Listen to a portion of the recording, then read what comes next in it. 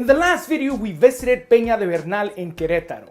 Next, we drove 25 minutes to our next location, which was called Bodegas de Cote, where some of Mexico's best wine is made. We got a tour from Sophie, a very knowledgeable wine expert that talked to us about the winery and its origin. Bueno, Viñedos y Bodegas de Cote nace en el año 2008 por los hermanos Muñoz de Cote. Ellos iniciaron con la plantación de tan solo 5 hectáreas de viñedo, ya que querían tener su propio vino mexicano y más que mexicano, 100% queretano.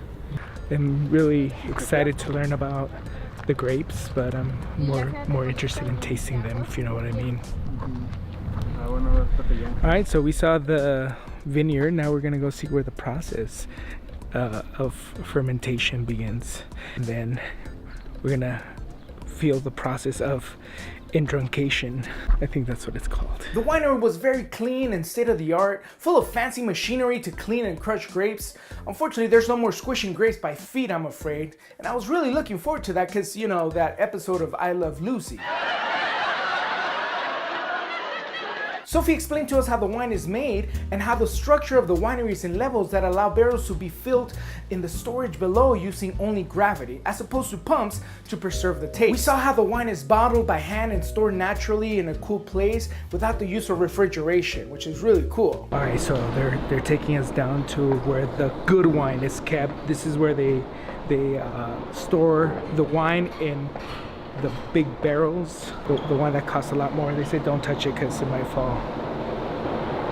You know, I actually love wine and have visited some of California's most popular wine destinations like Paso Robles, Napa, Temecula, and Santa Ynez, but this winery was on another level. Turns out the altitude, semi-dry weather, and fertile ground are a perfect combination for making great wine. After the tour, we got a crash course on wine tasting. Let me tell you how it goes.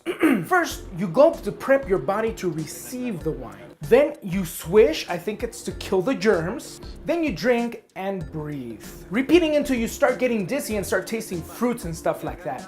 At least that's how I think it's done. Alright, so now I'm pretty much a pro at this whole like drinking wine stuff. You got any questions, just leave them in the comments.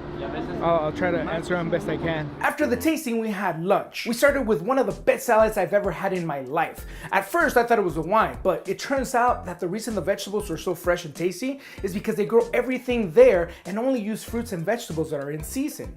There's greenhouses over there. All this right here, homegrown. After the salad, they brought the main entree, which was a taco de something. I forgot what it was. Este es el taco de lechón. Lleva verdolagas, la cebollita que le llaman snipek, frijolitos y el corte que hace el lechón. Now, I'm not used to eating just one taco, but between the wine, the salad, and the nice view, I was actually starting to feel pretty full. Just sipping on champagne. But we still had one more dish to go. It was bull testicles on a pile of dirt.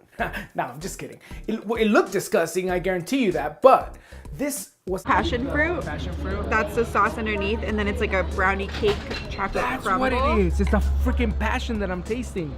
I'm feeling passion in my mouth. I'm getting chills. I could even say that the experience was orgasmic, but maybe it was just the wine. Como que siempre piensan que no tenemos nada de dinero, que no comemos bien, que no tenemos casas bonitas. They're having a really great conversation. I'm having an orgasmic experience with it. I'm getting chills. They're multiplying. While sitting there eating this amazing food, enjoying this amazing view, I couldn't help but to think, this is not the Mexico that people have in mind. People think tequila, not wine. People think Cancun or Puerto Vallarta. They think tacos, and well, yeah, I mean, we had tacos, but it was also so much more than that. It was in Mexico that I tasted one of the freshest salads and most intense dessert that I've ever tasted.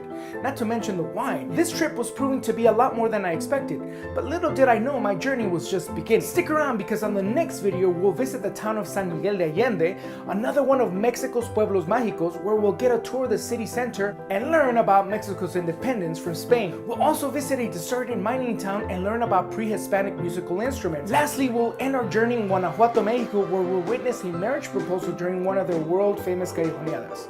See you on the next one!